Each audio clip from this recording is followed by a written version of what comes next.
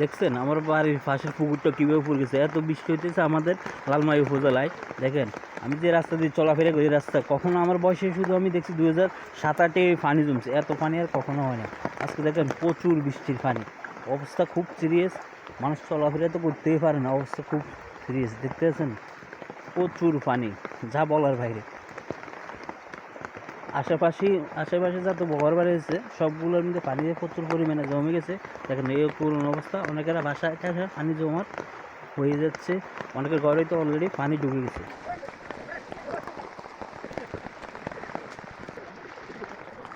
তার পানির কি অবস্থা?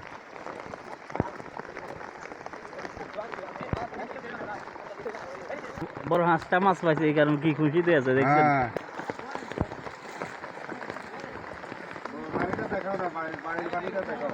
দেখছেন আমাদের বাড়ি যাওয়ার যে পানির রোডের মধ্যে কি প্রচুর পরিমাণে পানি, দেখছেন এই অবস্থা খুব খারাপ।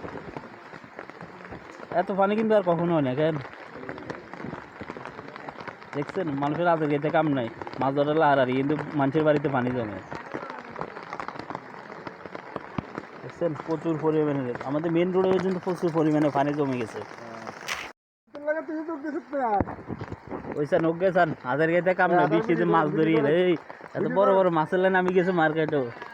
ওই দেখেন মাছ ধরার লাইন নামি গেছে। ওই আর গেছেন ওই মাছ ধরতে ছাত্র মিস কেন কোনো কাম নাই। ওই সান হাতে কি বড় মাছের লাইন নামি যেতেছে। এদিকে চা।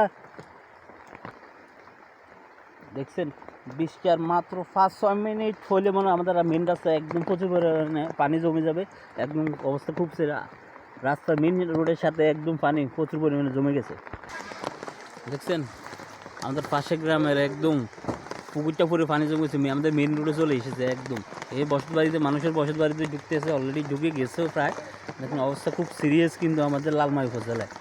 দেখছেন পুকুরটা কীভাবে বড় হয়েছে। এই পুকুরটা কিন্তু সহজেও পুরে না, বৃষ্টির পানিতে আজকে প্রচুর বৃষ্টি, আজকে 5-6 দিন ধরে বৃষ্টির পানিতে এই পুকুরটা পড়ে গেছে। আমাদের এই মেন রোডে চলার সমস্যাটা এখন অলরেডি হয়ে যাচ্ছে, রাস্তার অবস্থা একটু যথেষ্ট সিরিয়াস।